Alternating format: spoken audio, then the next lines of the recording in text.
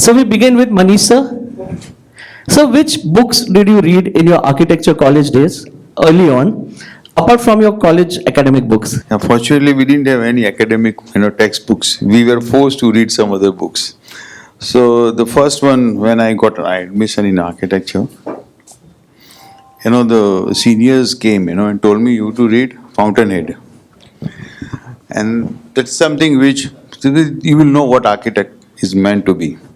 So that was the first book which I read, and it taught, something very interesting. That one can be fearless and absolutely, free of any insecurities. And this is what I felt that the book, taught. The second book which I came across, which was gifted by my father to me, is Gold Nuggets by Osho. Probably, I'm sure, many of you might have read that. That taught us that how, you need to be more human and more humble, to keep learning. And the third book was, which was suggested by Nari Gandhi to me, was the Kindergarten Chats by Louis Sullivan. So that's something which gave another dimension to architecture while we connect ourselves, with the life in general. So the three major books which I remember well, at the moment. Ashwin sir, same question. So I think before we started architecture or during that, this was for the younger generation, this was the pre-internet era. So it does sound ancient to you, but that's where we belong. So if I look back and try to think about it, books were the primary source of information. I remember even while we were studying architecture, if you wanted a particular book in the library, we used to get the American Architecture magazine. If we saw any particular book in that, there used to be very small columns where new issues were published with a small excerpt about the book. We used to give an application to the librarian, and Mita Sanjeev would also know about it. We used to give an application to the library and later on try and keep on pestering the principal and the librarian to get a book, one coffee table book, one book on architecture. So books inherently were expensive, but it was the only source of information. And pre-architecture or during the first few years of architecture, I'm talking of us being in the age group of anything between 18 to 20. So we practically devoured everything that came our way. I think right from Asterix comics and looking at each and every small sketch and the emotions thereof, to, as he rightfully said, and we were told that Fountainhead was a book about architecture. Realized eventually it's about life. It's not about architecture. Architecture was only taken as a theme for Fountainhead. Howard Rower could be everywhere. Peter Keatings are there all over. And and the more and more you read about Ayn Rand or her books, you realize it is all about life. Every time, I must have read it 4 times till now or 5 times. Every time there was a different kind of a realization. So that was one of the books that was read. Another very influential author was Richard Bach, Jonathan Livingstone Segal. Again, very much about life, very much about a journey. Mitch Albom wrote Tuesdays with Maury in those days. It is about your connection with your teacher. A person's teacher, Mitch Albom's teacher is on his last days, and every Tuesdays goes to meet him.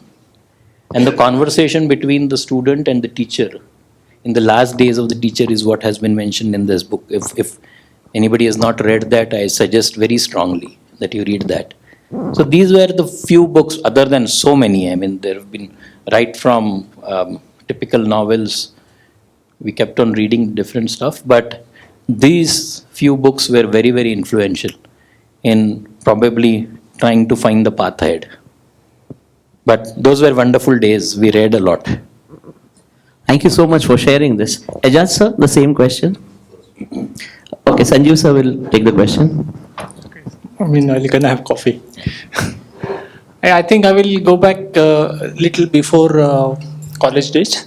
At home, I grew up in a sleepy town called Nasik, not even a town, it was kind of a village, grown-up village.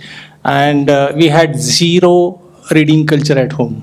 We didn't have any books because my father came from a very humble background, and he came from Karnataka, so he had all Kannada books, so I couldn't read anything out of that. So my exposure to reading came only after I joined JJ College of Architecture, and that too because of Meeta. When I met her and when I went to her home, I could see books and library full of books, and then slowly I got introduced to books, and then I started reading. Some friends introduced me to some sleazy books like Sidney Sheldon. I started reading, or James Hadley Chase. Nothing to do with architecture books. I didn't read any of architecture books in 5 years, frankly. But I read all other books, like he said, Asterix, Tintin, all those came. Then Arthur Halley, she introduced me to good, because Arthur Halley used to describe different places very well. His books like Hotel and, they described airport. So it was like an architectural journey into the books. So those books I loved. But then I got onto reading habit, and then it still continues. Wonderful. Aijaz sir? ICSC gave us a lot of exposure to books, and we had, I won't call them books, but like short stories. So I got exposed to Munshi Premchand and the greats. Once Academy of Architecture started, history of architecture became very important because it was stuffed down our throats. How it is. I couldn't sketch, so I had to take an alternative means of making sure that I passed. So I remembered everything in the Bannister Fletcher. So I would recommend learning history of architecture. The Bannister Fletcher is a very important book for me. It taught me a lot. Then Francis Ching, Space Form, taught me how to sketch. Then it got a little bit more heavier. So then I started getting into books, and Education of an Architect by John Heidick, who's the Dean of the Cooper Union. 10 books on architecture by Vitruvius. At that time, there was a lot of decon going on. So by default, you had to know what Kafka is. I was also in a class where you see, architecture is shaped and formed by various influences. So one of the classes was psychology. What they taught me is the 7 different thought processes which exist in the world. So there's a logical thought process, there's various, I forget the names, but the one that sticks in my head it's called phenomenology. And phenomenology defines all brackets of thought process. And which is what I think India is, because India can't be fitted into any kind of box, And that's how I started looking at human beings and architecture and things like that. That there is no box really. Thank you, sir. I'll come to you only with the next question. So if you had the opportunity to ask one question to an architect, Indian, international, living, dead, whom would you ask and what? I have this great urge to ask musicians, how do you shape music? Because architecture, we have a definite pad or a place to design and to create something. But, even for artists, you have a canvas and you've got a preconceived idea. But for people like musicians, there's no base to create. I hope you get your answer soon from a musician, sir. Ashwin, sir, same question to you. If you had to ask one question to an architect, Indian, international, living or dead, whom would you ask and why? It's very difficult to point out one architect, I would say, because there are so many questions that keep going on in your mind. As he said, sometimes you see a particular piece of architecture, it stirs something inside you. And I think different kinds of architecture have brought about those kind of emotions. You see the simplicity of some architects and the kind of work that some architects have done. It comes to you as to why, how could you do it? How could you be so composed? Let's say, for example, my favorite Charles Correa or Legoretta, Louis Berrigan, they are from the same genre of architecture. The other two are from Mexico. Louis Berrigan started in the early 1900s and came up with such wonderful compositions, wonderful colors used in architecture. How could somebody think about it at that point with no legacy? He suddenly came up with something like that. On the other hand, I feel like asking people like Frank Gehry, and when we went to see the Bilbao Museum, is you're stunned and you ask why. Why did you think of doing something like that?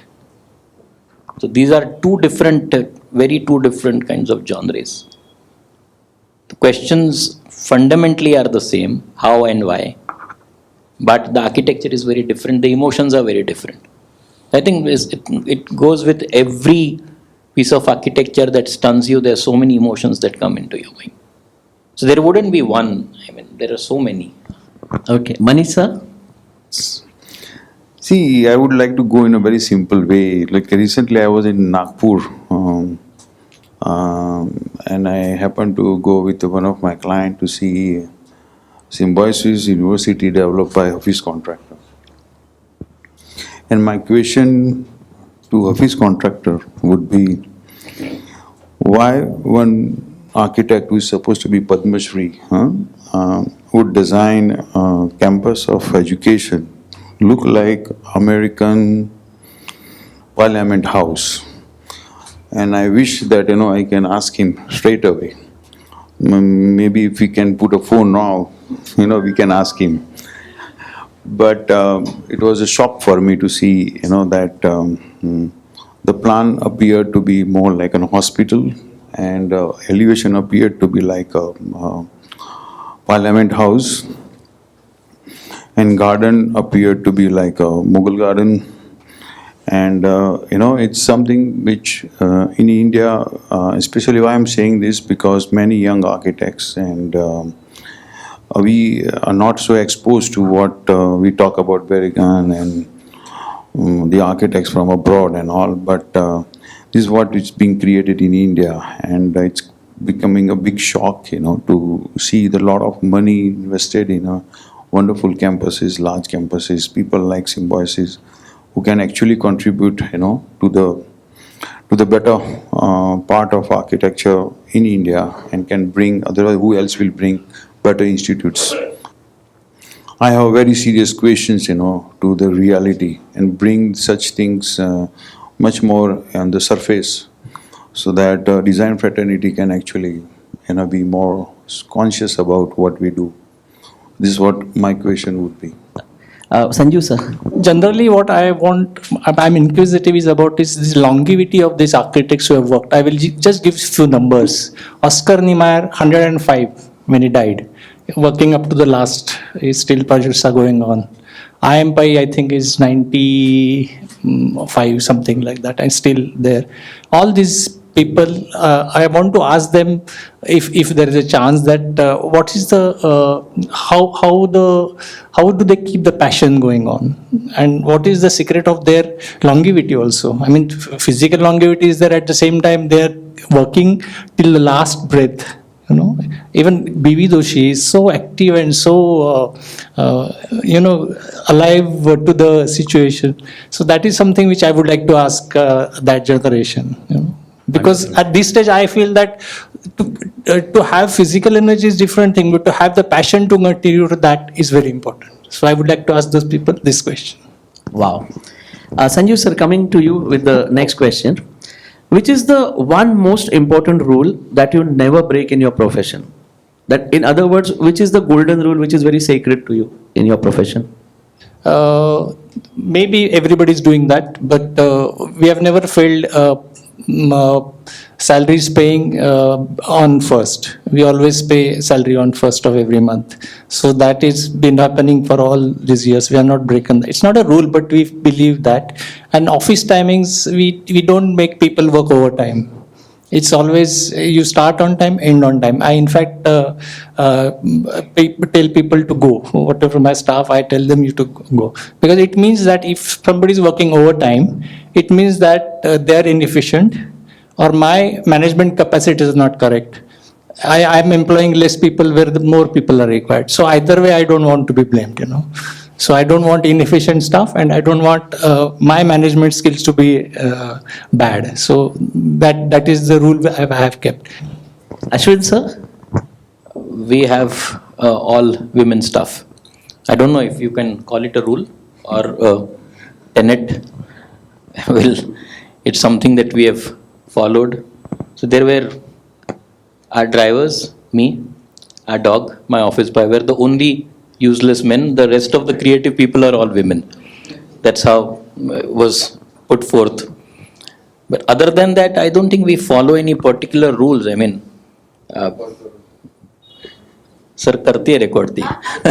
So is this tenet by happenstance, or is there any story behind this? Yeah. No, there's no story behind it. We found that initially the attrition rate was low.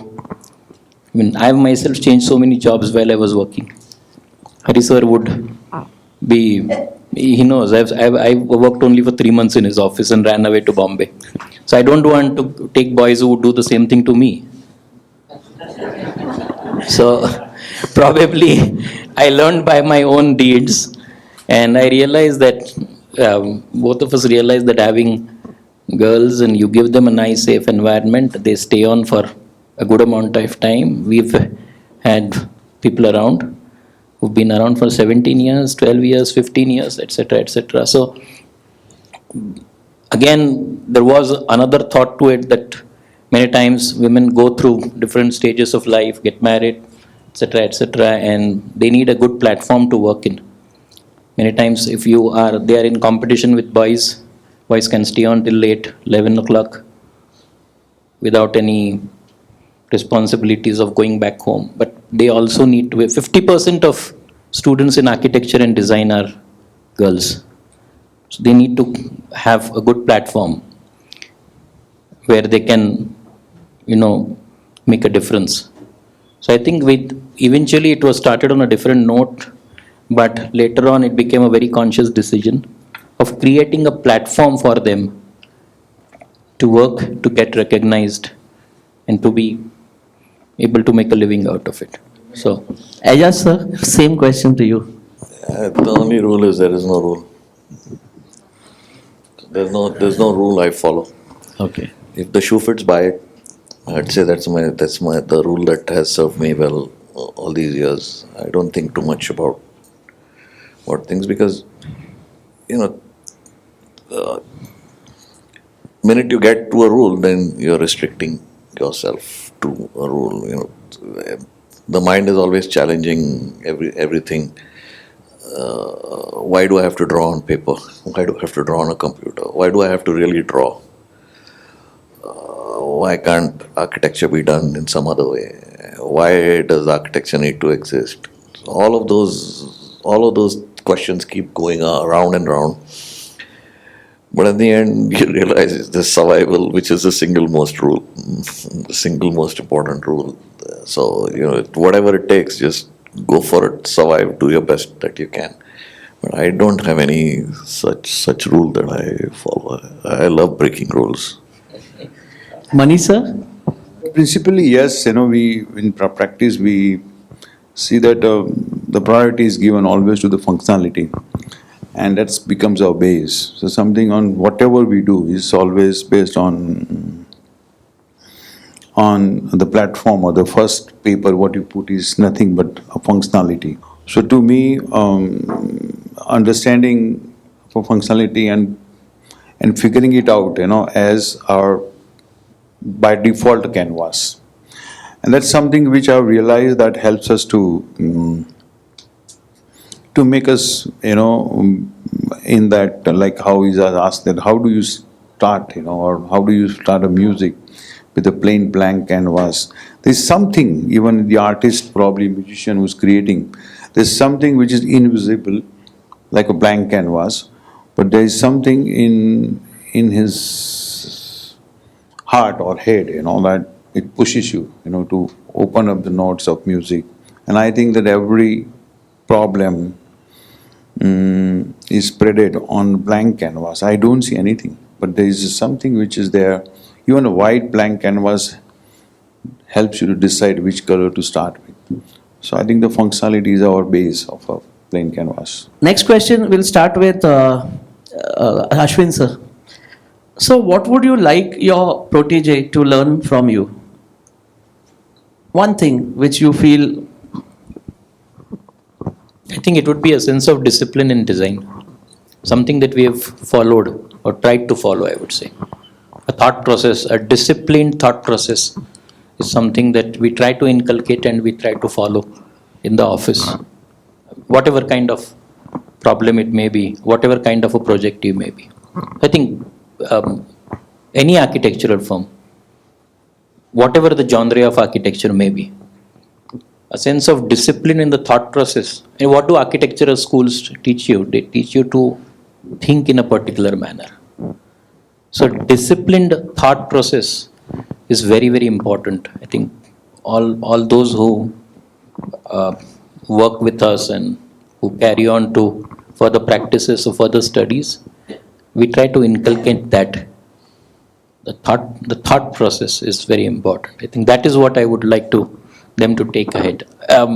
Individual design practices or likings, I would leave to the person who's learning from us. Choices of colors, choices of textures, etc. That would be a very personal kind of a thing. But the way of thinking or looking at design is something that needs to be understood, and I think that's something that we follow very strongly. Sanjeev sir?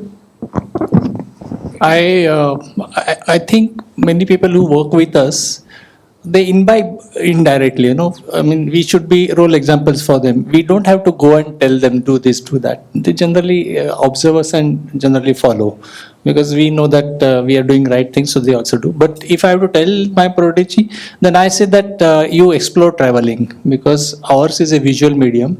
Ours is a profession which deals with human beings. And all that you can experience in traveling is you connect to people, you see different places. It's being a visual medium, you see different things, and it serves all the purposes. It's like you taste different food, you see different climates. So that traveling is very important in our profession, according to me. I do it myself a lot. But I tell them that you take out time, you take out budget, and do travel, do see things. That is what I tell. See, architecture they will learn. It's a lifelong thing. You don't have to keep telling them, teaching them all that. What you have to tell them is that work-life balance is very important for me. And that's what I would tell my protege. Manish sir? Go ahead. Yeah, I would say that there's nothing much to learn from me, because everybody has to learn from themselves. Maybe you can refer to other people, read books, read people, but I don't know. But I would say something totally different than what Ashwin says. And I think that there should not be any discipline of thought process, because discipline we have to follow, as a rule on traffic and when you move around, or culturally how to behave in certain way. But in my thought, I think we should be absolutely wild. There should not be any discipline followed, because I think you do break all the rules, at least in your thought. That's where your world exists, and it should not have any discipline. You should be able to go as wild as possible. Probably something might, help you to grow out of it. Because that's the world which we all carry, individually. And we are blessed with that by God, that they've given you thought process. which nobody can intervene into it. Where we come all together, we need to have discipline. But it's only world which we have, it doesn't require any discipline. And that's what I enjoy most. And this is the world which we dwell in, and we enjoy and be more creative or be more wild and be more human. So this is how I think that maybe if people know that they should dwell into their own world of thoughts and being, and if they can learn, in which they have to only see in deep, go deep into their own self. So maybe that's what I see, that. So there is no prodigy unless and until you go in your own thing and develop your own prodigy. You want to come in, Ashwin sir? Maybe I might. No, I think we can agree to disagree on that fundamentally. Okay. But see, when the moment you say prodigy, you are looking at a follower. The moment you say follower, there are things that would be followed. So if it's going to be wild, then there was nothing to be followed. So that's where the prodigy comes in. So it's about the person. If somebody has to follow something, that there has to be something to follow. If you are wild, if you are going to be totally two diametrically opposite things, then there is nothing to follow. So it's a thought that's more important. How to interpret the question. I think that's more like it. Aijaz, put them. Yeah.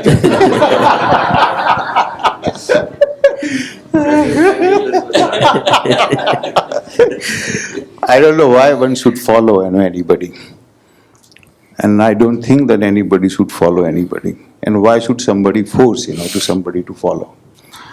I think we all are born individual and we don't need any follow. As long as we are free of, I think we are born free and we must live free and you should die, absolute free.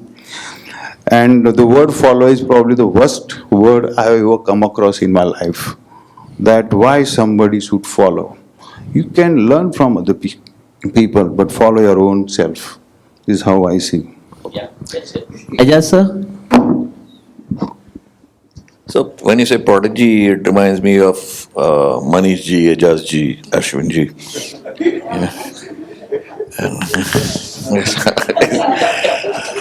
And that's how I think. But yeah, so prodigy in a conventional sense, since my mind is always non-conventional, right? In the conventional sense is that you have an office or you have some kind of establishment, and then you pick your brightest guy, and then you start hammering him with your thoughts, and then you hope that he is going to shine after you've left this planet, and then he's going to make your name bigger than what your name already is, right? None of my habits are to be, I don't need to stress anymore. But why does prodigy for me is a plural word. So I don't look at one guy as my prodigy. I always look at people who are sharp, they have the sparkle in their eyes, and they are doing the best that they can, but they could do with a little bit more help. You lay the seed, watch it grow, and then one day it either grows or it doesn't grow. It's up to the seed. So that's how I look at prodigy. But if you tell me what I want to leave for a prodigy is nothing. I use everything that I can use in my lifetime. So, moving to the next question, we'll start with Aijaz sir. So you just kept your mic. We'll come back to you.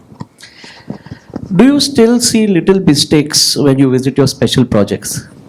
I really love going and pissing on my own projects, because when you're drawing, you miss out a lot of things, and then when you go and see, then you come home and you say, "Yeah, it's just such an idiot here. How the hell could you do that?" And once I've hammered myself, Then if Tushar goes to my site and hammers me, it doesn't make no difference to me because I already hammered myself. So yeah, I look for my own faults. It's a habit. And I look for my own faults sometimes before the building is made and sometimes after the building is made. Manish sir, so when you visit your project, do you see little mistakes now also? I see many mistakes. All mistakes and mistakes I see. I don't know, but most of us probably are aware that we don't see what we had visualized, as a solution. But right behind the solution, you see so many mistakes, and I see only mistakes. And probably this is what we learn from each our project, and we grow out of it. But I see all mistakes, and many mistakes. I don't think that that the projects are ever, without any mistakes. But of some of them we hide, and some of them we, expose, and some of them we try to rectify. But they are full of mistakes, and I have not seen yet any of our project without any mistakes. So, but better that I see them rather than not seeing them, so that we don't repeat them. Yeah. Will edit my next sentence from the film, but friends, this at this stage of their career, saying these words so modestly, they really, I think, we should applaud this and learn from this. Ashwin sir. Sorry, I'm jumping in. When you say at this stage, the one is the mistakes that you made in the project. Earlier, I never had this thought process in my head, but now this stage, as I've done more and more work, we are victims of our own kind of, you can call it success. I don't call anything success. But then you do one project, and then the next guy comes and gives you the next bigger project. And then you do the next bigger project, it becomes next more expensive project. And then the next more expensive project. Where it's come now to the point where I'm sick of how much money I spent on projects. And that itself is a mistake which I cannot correct. I feel that architecture doesn't need money. I mean, yes, sure, it needs money, but this insane kind of Instagram money that we are forced to spend just so that we can justify that we are on top of the heap. That's a big mistake for me, and I just don't like that. But I continue to do those mistakes. Sanjeev sir? I don't make a mistake of going back to my projects firstly. It's a bad experience. So I just finish my project, take nice photographs, and say bye-bye. If they call me because there are mistakes. But if nobody calls, it means that there are no mistakes. I'm happy. Ashwin sir? I think that's a wonderful way of doing it. We should try to learn that from you. How to be peaceful with the end of the thing. But I think mistakes, going to sites, understanding mistakes, as Manish says, we all go to site, we all see so many mistakes which are there, probably in the thought process, probably in the execution, etc. And the most important thing for the younger generation, I would say, is understanding those mistakes and learning from them. I mean, trying to, we generally have the architects who are working on the project, they are there with us, I think, as in most of us. And trying to learn from that and trying to improvise. That is the best thing. And it's not as if at this stage, there's nothing like this stage. I think we are continuously in a learning process over the last 30 plus years that all of us have been working. It is everything, every day is a learning process. Every site visit gives you a pit in the stomach. Even today, and I hope it gives me a pit in the stomach till the last day, because that's the only thing that will keep you moving. I think that's very important. How you look at your mistakes is very important. Sanjeev sir, coming to you, have you ever faced a challenge which you couldn't overcome? I'm not going to draw a specific this about maybe in your profession, or it's an open-ended question. So have you ever faced a challenge which you couldn't overcome? Would you like to share? If yes. Oh, very tricky question. Challenge is, I've always been working with Meeta as a partner. Challenge. That's no, that's not the challenge. Challenge is Now just interpret it the way you want. the challenge is to work alone. So Challenge was no, it's a easy job because she does everything. So that's not a challenge according to me. Challenge is I work alone. Then I she's always at the back of my mind. When I'm designing something, what she will think, what she will say. So that's the challenge, and that I have not overcome as it. Ashwin sir.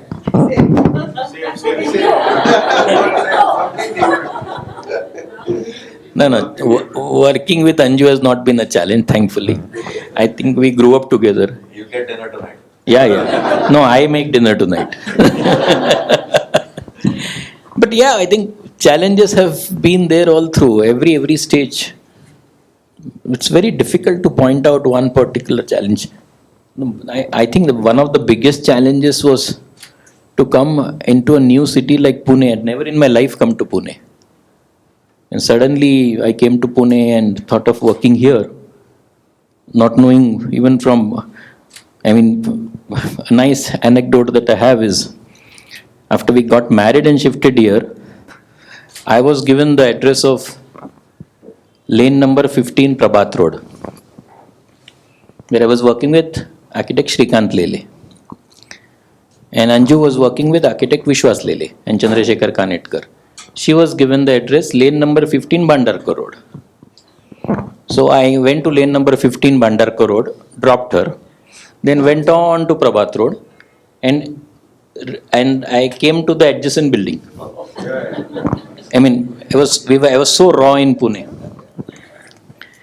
And it became a joke that we didn't know that we had offices adjacent to each other. So this is anecdotal, but yeah, it was a huge challenge. It was a city which I didn't know, I'd never come to in my life. The only thing was Anju's parents came from this place, and we had a place to live in when we decided to come and stay. If at all anything was there which was, I didn't see the future. That was about coming and starting my practice in Pune. So, Which is not overcome, you are saying, no? yeah, which is no. I've overcome it. I hope so. I hope I've overcome that challenge. But other than that, I don't see any particular challenge which I'll have to think about it. I don't know any challenge that we have not overcome.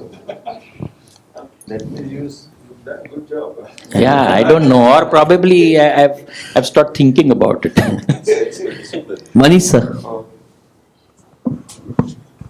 I would also think, because I think the biggest challenge which I face is communicating, about design.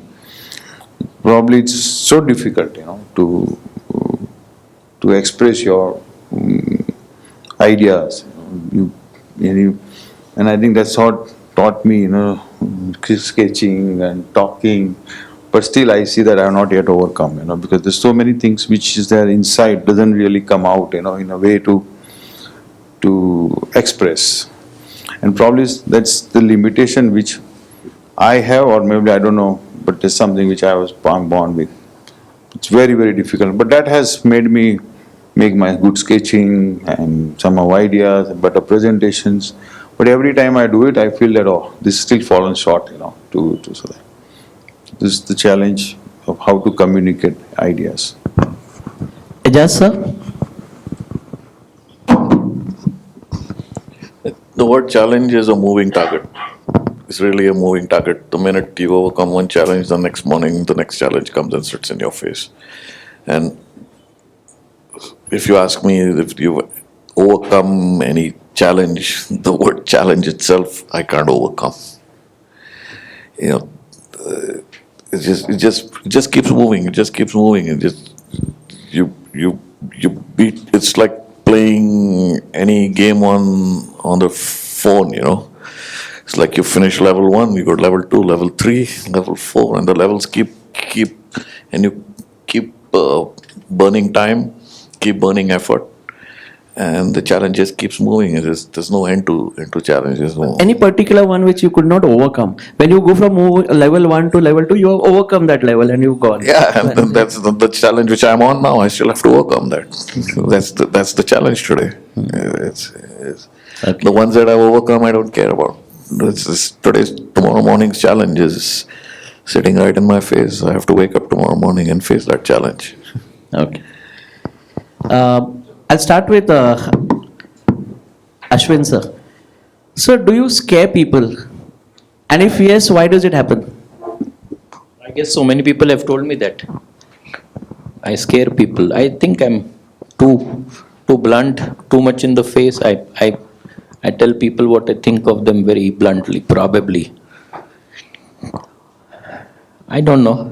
So you feel because you are forthright and frank, Probably it the scares people. frankness, or if I try to be introspective, it would be the bluntness. Frank and blunt. You could be frank, you could be soft. I'm learning. But probably it would be, the bluntness. Manish sir? And that's something that is perceived as being angry. Of course, things do anger you. There are so many things that do anger you. Site visits, and there's so many things that keep on happening. We are working with such a different class of people. So many different things keep on happening through the office, through work. You're traveling on the road, a Google map bloody took me on a different road, I got angry. I mean, do you get angry? Do you scare people? Yes, I do. If I had met somebody, I would have scared him definitely. So there are so many reasons why you do get angry, and probably you do scare people. I don't know. Manish sir, same question. Luckily, I don't have big eyes like Ashwin. I don't scare anybody. I never see, anybody getting scared of me. You don't think so? No. I don't scare people. I love them, I push them. I like, people coming close to me rather than being away from me. I don't see scaring is an issue with me. Or rather, I like people coming, and I always see people coming to me smiling and all. Even if they make mistakes, I shout, but I don't scare them. Maybe shouting is not effective. Yeah, exactly. I think I need big eyes like him. Aijaz sir. Sanjeev sir, do you scare people? If I yes, don't know, why? you have to ask people, no? How do I know whether I scare people or not? So you don't see that in their eyes that they scare. No, I think there is one nice word in Marathi which is called as Adarayukta Bhiti. So that might be there. I mean, there is a respect when people get scared. So that I'm okay with it, Okay. Aijaz sir? Definitely. Yeah, I scare the hell out of people. And I love it. But yeah, it's, why, again, it comes back to why do you, it's not like a lifetime achievement award that I'm going after that I scare people, Why do you scare people is more the question. And, the old man who taught me, I think that best describes the scary part of how he used to say, I'm sympathetic to the blind, I have a ear for the deaf, and I don't mind the dumb, but it's the stupid ones that infuriate me. So that's what, that gets to me, and there's an instant chemical imbalance in my head. I could go from 0 to freak out in less than 60 seconds. But then after the thing is over, then I come back to 0, because I can't be a Hulk all the time. It's like the secret of my staying sane is that I'm always angry. I can't do that. But yeah, there's a fluctuation. the sparking in the brain. And I'm unpredictable. And sometimes I scare me, you know. Yeah, I'm not joking. You know, it's just like sometimes I scare me. It's like, just calm down. You know, just back off, man. But yeah, architecture is emotional for me. So where there is emotion, there's softness, there's hardness, there's anger, there's all sorts of range of emotions. And I go with the flow. But then there are people who come and touch on me. I mean, okay, you want it, there you got it, buddy. Manish sir, the next question. What is your X factor in work? What's your trick? Why do people love your projects? Why do your clients like your work? I don't know. But I think our approach is little more simpler and easy to have them digest, the design probably. And when you digest good food, you feel happy and nice, and this is what probably the result. I don't know. We've been lucky so far, that most of the clients are happy and convinced with whatever we give them. We share good relation, so that's what also makes things much better. But I don't know what they like about us. But it's more than the work. We also see that there is a kind of a trust factor. You develop with the clients, which makes things a lot more easier. And we put sincere efforts, to do the work. I tell my clients that, see, we don't put 100%. I mean, we don't expect something 100%. We'll try our best. But what is the best? Something which belongs to our own processes. We might fall short. Be ready for that, and be ready for the best whatever we are providing. If you're happy, then we continue, and that's how the journey goes. So I don't see there's any hurdle coming in. I mean, the hurdle come, but that they all are overcome through the kind of processes which we simply follow. So I don't see any problem with that, and probably that's why they like the simplest method of managing the work, and more transparency among our own system, which allows them to trust us. But that's probably the reason. I've not seen in that way from my side that why they like it and all. But we personally, if I ask me, then I still have a lot more to put efforts into, and a lot more to grow out of whatever we do. But that's something which we are happy and lucky rather to see that people like. And there are many people who don't like also. So it's not that that everybody has to like everybody's work. Subjective, very subjective. It's very subjective. Ashwin sir, same question. I think I don't look at it as an X factor. As he rightly said, it's about the comfort, it's about the trust.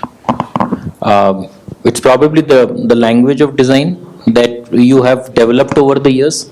I think every architectural practice over the years develops a kind of a signature language. So our language, if I try to in retrospect think about it, to be about being pretty simple, clean, straight lines. That is the kind of work that we do, and only people who like that kind of work come to us.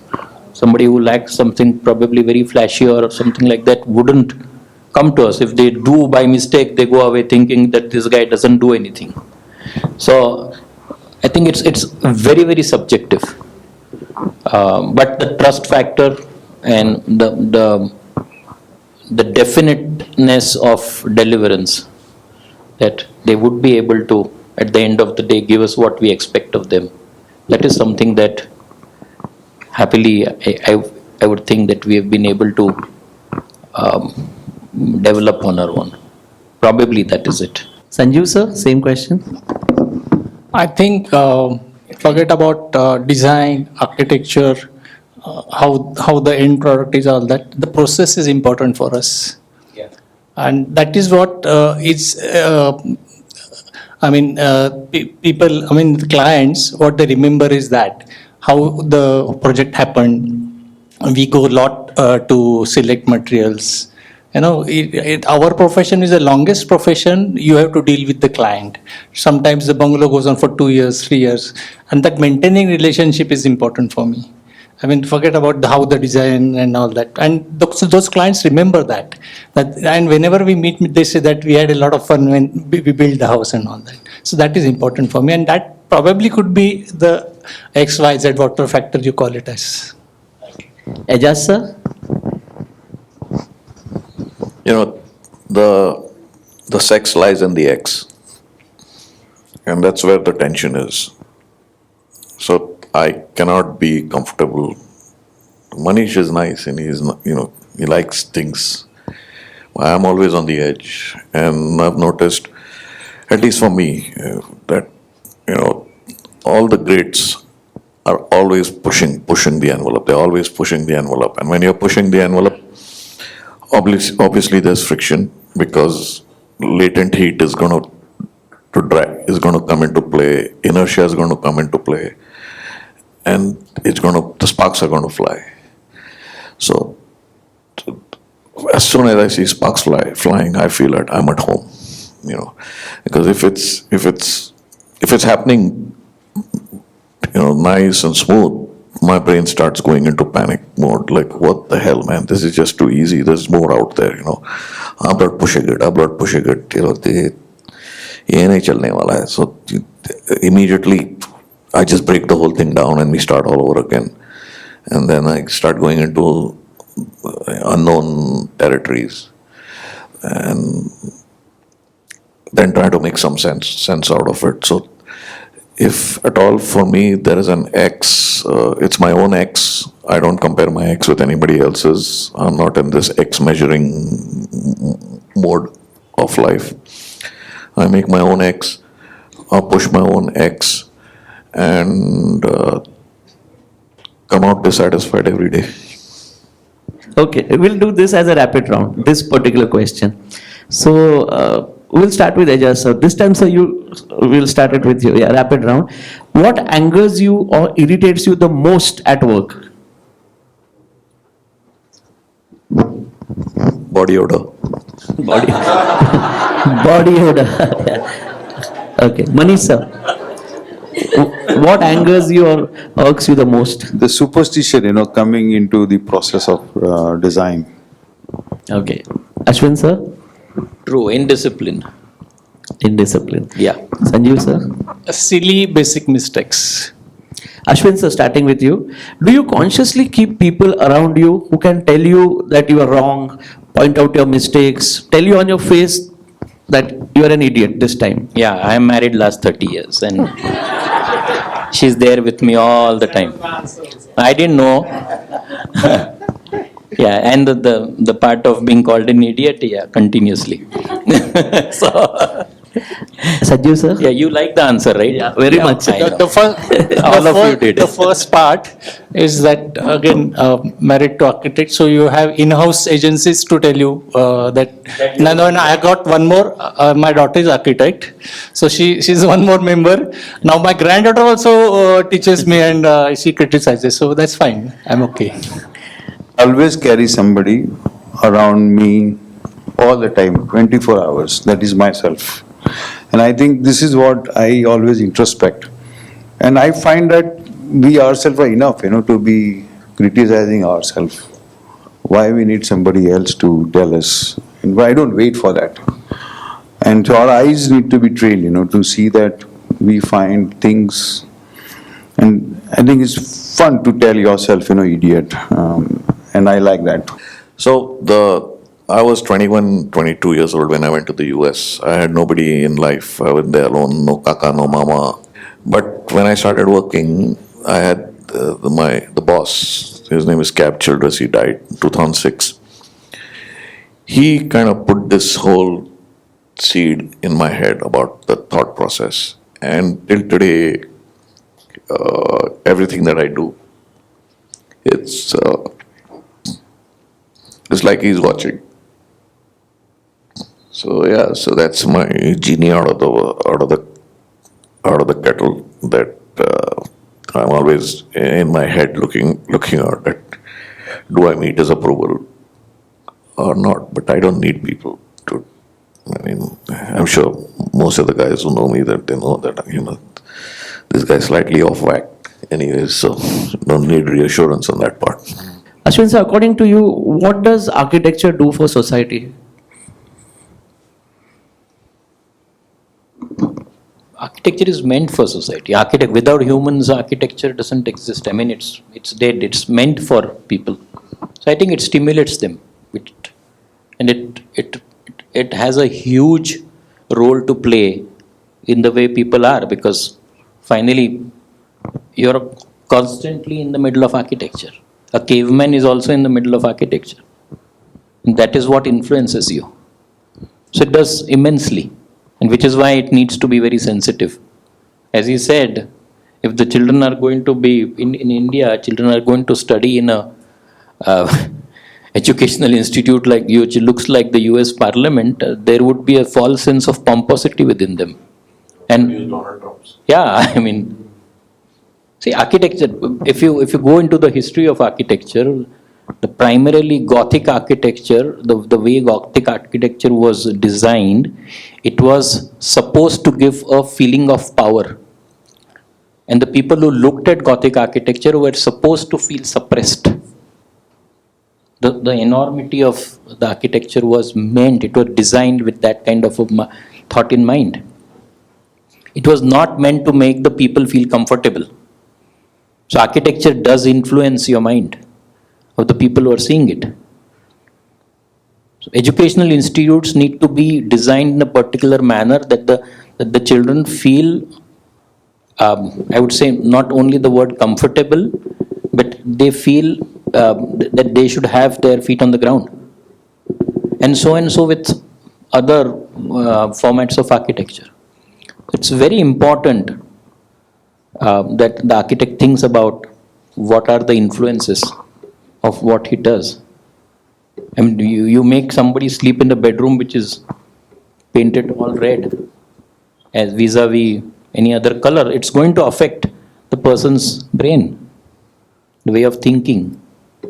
And that's going to happen with each and every part of architecture that is there. You live in a room which is very low in height, vis-a-vis you are put in a box which is 30 feet tall. Everything affects you. So it definitely does. Architecture needs to be very, very sensitive. Sanjeev sir? I think he has given a lot of philosophical jnan and told about architecture. What I will say is I'm part of society and architecture does good for me. I'm happy. Manish sir? It keeps my kitchen on.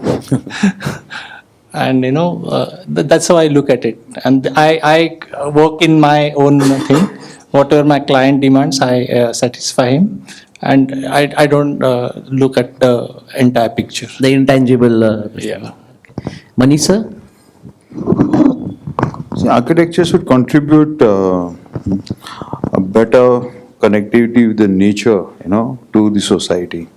It should not take away. And probably, if true architecture is that it will always it is meant to contribute, the betterment of the society, betterment of the people, and bringing them close to nature.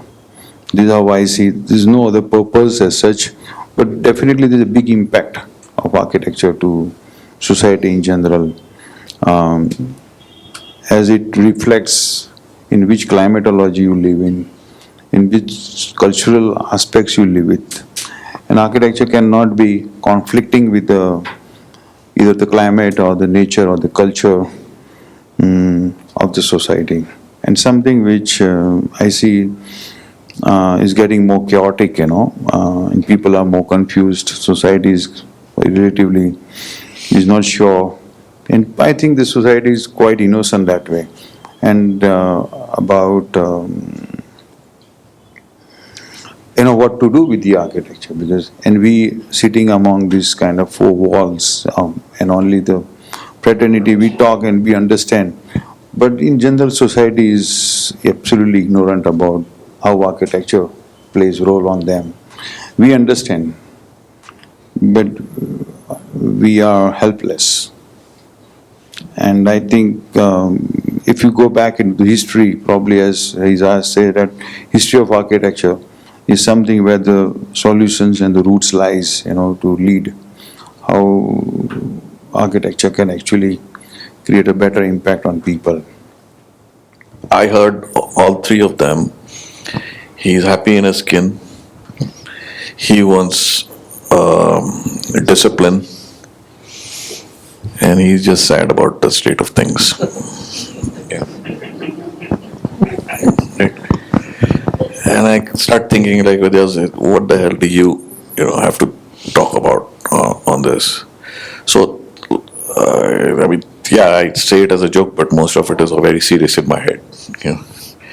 So, you have to go back to understand what happened, to learn to do what you need to do in the future. But to do in the future requires you. And that's what only you can do. Learning is one thing, but can you do it, buddy? That's the real thing, right? So you got to do what you have to do. Now, if you have to do what you have to do, there is two thought processes which are now, because just like the rest of humanity, architecture has also evolved. It's an organism in a way. It's constantly evolving. So you have the old Ptolemaic thought that, 2 plus 2 equals 6. And then you have the new breed of architecture, which is present, which is evolving, and which will further continue to evolve with AI coming into play. Is that right? Currently, as we speak, architecture is not called architecture anymore. The old architecture is dead. Architecture is now called an insertion. It's called a disruption. It's called other fancy English letter words. And the reason for this disruption is that you tear down everything that is the old and you bring in the new.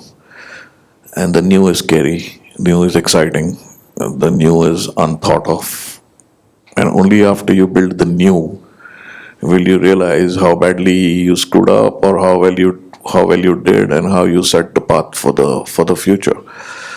So, just like every new morning, every new year, or every new day, architecture brings you the opportunity to do something new for the world, for the society. You can screw it all up and then take a vacation, or you can continue the fight. And that's what I think of architecture. Is just keep pushing, excite your brain in another new way. The world will excite you back. It's the same laws. The laws, the method remains the same. Action changes, thought process changes. I don't need to start my bike like that every day now. I just do this and it starts. After some time, I just say, "Hey Siri," and the bike starts. So the bike is the same. The traveling is the same. There may not be roads in the future. I mean, we've all seen those movies, and we've all gone, seen all of that. But yeah, I mean, that's how I look at architecture. It's a disruption. You go away from the old, but knowing fully well what the old is. With that, we come to an end of this evening. But before we break for food, I would like to ask you all, any particular quote or a famous line or a film dialogue or a film song which has stayed in your mind. We will end it on that. Ashwin sir. बाबू मोशाय जिंदगी लंबी होनी चाहिए, बड़ी होनी चाहिए, लंबी नहीं. क्या बात है?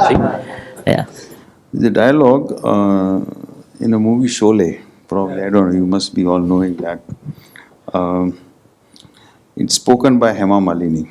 She says, "Saab, aap bahut achhe ho. आपसे वैसे तो पैसा लेना नहीं चाहिए.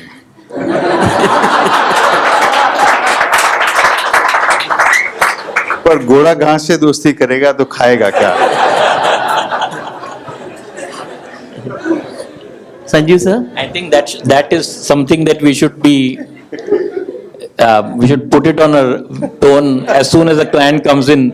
Ring it on. Ring it on as soon as the client comes in. Sanjeev sir? No, there are actually many dialogues which come to mind. A Pushpa dialogue, which is very famous right now, but quote I would like to see, because that is what I believe in. That is, less is more. Less is more. Nice. Aijaz sir?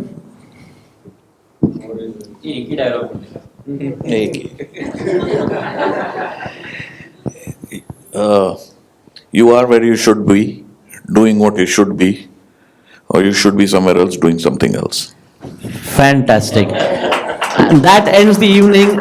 So thankful to you all for being candid, forthright, modest at times, and coming forward. Very generous of all four of you. Thank you so much.